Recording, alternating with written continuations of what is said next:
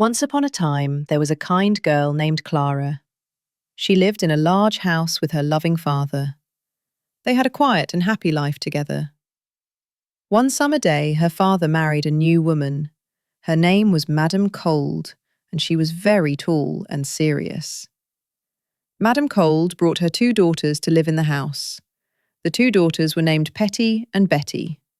They loved expensive clothes and shiny jewellery. They did not like to work or help in the house. A sad event happened in the winter.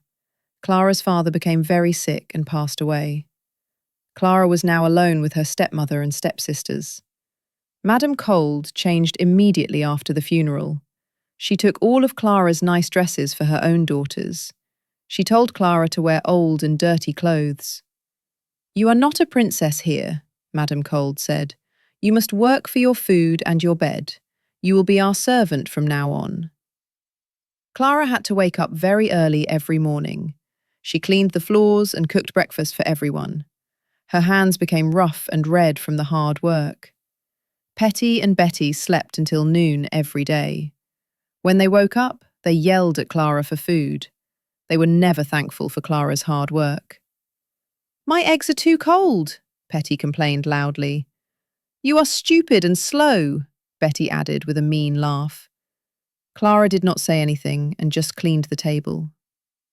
One day, a letter arrived from the king's castle. The king wanted to have a big party for the prince. Every young woman in the town was invited to the ball. Petty and Betty jumped up and down with excitement.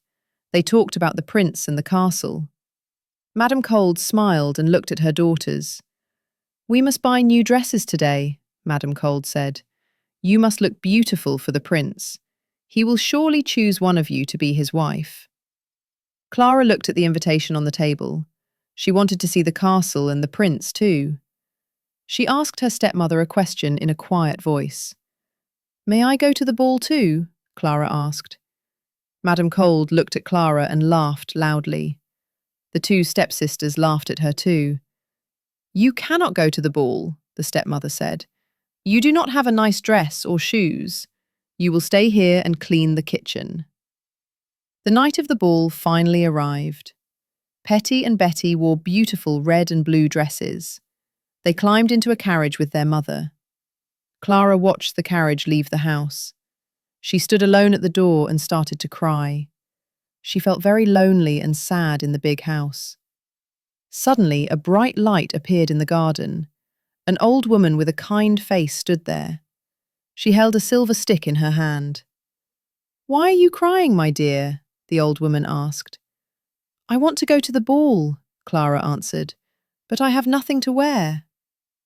The old woman smiled and waved her stick. "I am your fairy godmother," she said softly. "I will help you go to the party." She touched Clara's old dress with the silver stick. Instantly, the dirty clothes turned into a beautiful white gown. It sparkled like the stars in the night sky. Then the fairy looked at Clara's old shoes. She waved her stick again near Clara's feet. The old boots became shining glass slippers. "You look wonderful," the fairy said. "But you must remember one important thing. The magic will end at midnight." "I understand," Clara promised with a smile. A golden carriage appeared in front of the house. Clara stepped inside and went to the castle. When Clara entered the ballroom, everyone stopped talking. She was the most beautiful girl in the room. Even Madame Cold did not recognize her stepdaughter. The prince saw Clara and walked toward her. He bowed and asked her to dance. "You are very beautiful," the prince whispered to her. They danced for a long time. The music was lovely, and Clara was very happy. She forgot about her mean stepmother and her hard life. Suddenly, Clara heard the big clock ring. It was almost midnight. She remembered the fairy's warning and stopped dancing. "I must go now," Clara said to the prince. She turned around and ran out of the ballroom. The prince tried to follow her. Clara ran down the stairs very fast. One of her glass slippers fell off her foot. She did not stop to pick it up. The clock struck 12 times. Clara's beautiful dress turned back into old rags.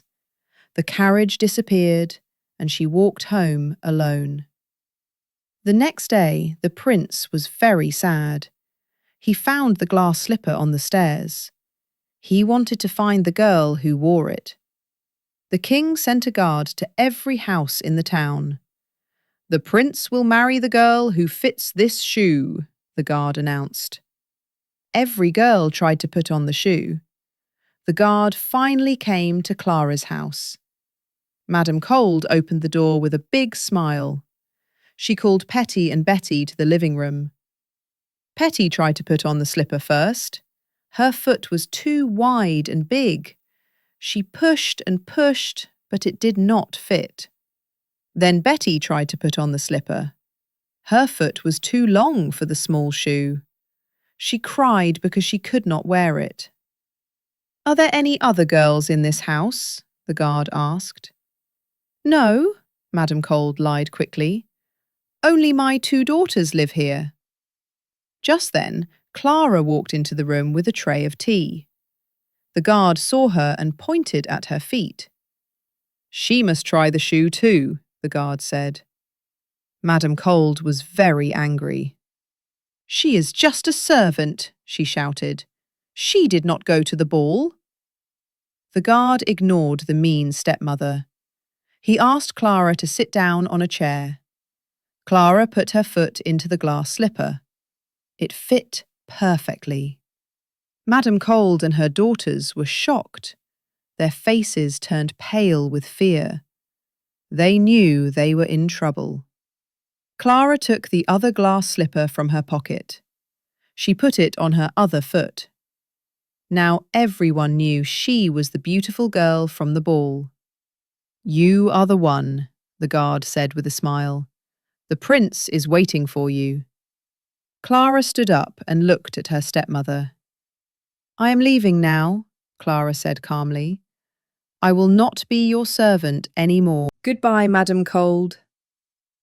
Clara went back to the castle with the guard. The prince was so happy to see her again. They were married the next week. Madam Cold and her daughters were very unhappy.